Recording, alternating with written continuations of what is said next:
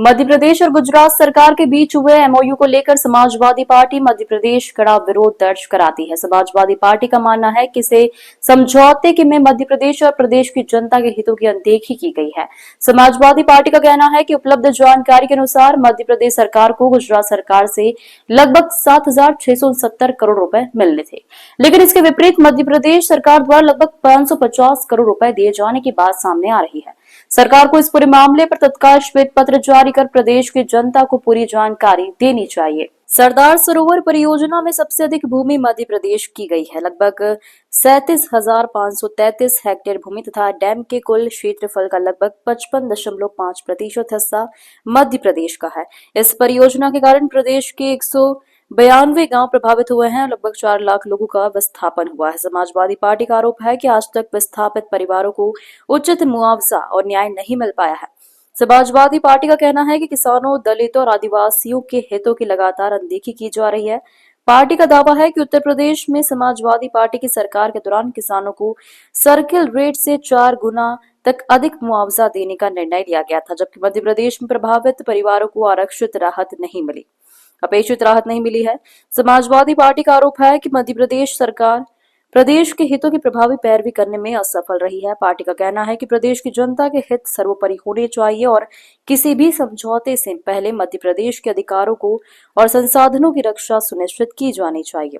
Samajwadi party Madhya Pradesh इस MOU की कड़ी निंदा करती है और मांग करती है कि सरकार तत्काल श्वेत पत्र जारी कर पूरे समझौते की सभी शर्तें सार्वजनिक करे तथा प्रदेश के हितों के अनुरूप निर्णय ले।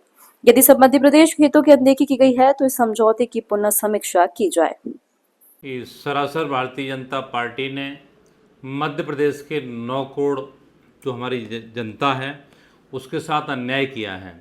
जिन किसानों की ज़मीन गई है उनके साथ धोखा किया है। आप सोचिए कि हमें गुजरात से उल्टा 7,669 करोड़ रुपए लेना था, लेकिन भारतीय जनता पार्टी ने लेने की बजाय 550 करोड़ रुपए देने की बात कही है। यह एमओयू जो साइन किया है ये सरासर गलत है। इसकी मंजूरी हुई है, इसमें क्या क्या निर्णय हुए हैं अभी तक इसका श्वेत पत्र जारी नहीं किया है भारतीय जनता पार्टी ने। क्या अमित शाह जी अकेले निर्णय ले सकते हैं? क्या विपक्ष को इसमें इन्वॉल्व किया गया? क्या कैबिनेट में प्रस्ताव इसका पास किया गया? तो ये परियोजना 4 राज्यों की परियोजना है। भारतीय जनता पार्टी के लोग क्या गुजरात से ही सारे लोग बंधे हुए हैं? क्योंकि इसमें जो डैम में ज़मीन गई है वो सबसे ज़्यादा ज़मीन मध्य प्रदेश की गई हुई है। 37,533 हेक्टेयर ज़मीन 37,533 हेक्टेयर ज़मीन मध्य प्रदेश की गई हुई है। जो डैम का कुल क्षेत्रफल है उसका 55%, 55.5% ज़मीन केवल मध्य प्रदेश की है। 192 गांव मध्य प्रदेश के इससे उजड़े हुए हैं। हाँ, 192 गांव की एक एवरेज जनसंख्या लगाएंगे, अगर 2,000 भी आबादी है तो सोचिए लगभग 4 लाख लोगों का वहाँ से विस्थापन हुआ है। उनके जीवन यापन आप सोचिए किस स्तर पर हुआ होगा। भारतीय जनता पार्टी ने उनको मुआवजा भी ठीक नहीं दिया। जो आपकी नीति है 2 गुना मुआवजा देने की है, circle rate Bharatiya Janata party बढ़ाती नहीं है। जब हमारी सरकार उत्तर प्रदेश में थी तो किसानों को सर्किल रेट बढ़ा के 4 गुना मुआवजा देने का काम किया था समाजवादी पार्टी ने।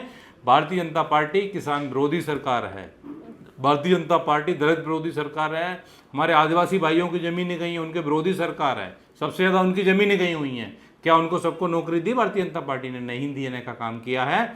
और जहाँ हमें 7,669 करोड़ रुपए लेना था उसकी बजाय 550 करोड़ देने का काम किया है। और जो 2 गुजराती हैं रंगा बिल्ला जिनको बोला जाता है, अमित शाह और मोदी जी, ये दोनों लोग मिलकर सारी नीतियाँ डिसाइड करते हैं।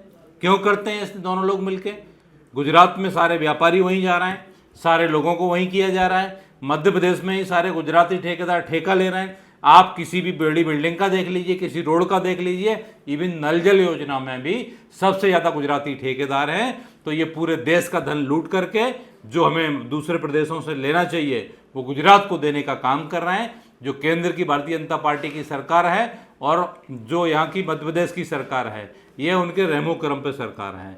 यहाँ मुख्यमंत्री अपना डिसीजन चला नहीं सकते क्योंकि सब कुछ अप्रूवल वहीं से लेना पड़ेगा, क्योंकि पर्ची वाले मुख्यमंत्री हैं। तो इसलिए समाजवादी पार्टी इसकी निंदा करती है। लगातार 22 साल से भारतीय जनता पार्टी की सरकार है, इससे पहले तो हमारी उनसे लेनदारी निकल रही थी, अब देनदारी कैसे निकल आई हमारी। तो इसलिए गुजराती चुन चुन के देश को बर्बाद करना चाह रहे हैं। वो कोई देश के लिए सरकार नहीं चला रहे, केवल गुजरात के लिए सरकार चला रहे हैं। समाजवादी पार्टी इसके विरोध में है, इस समझौते को नहीं मानती है।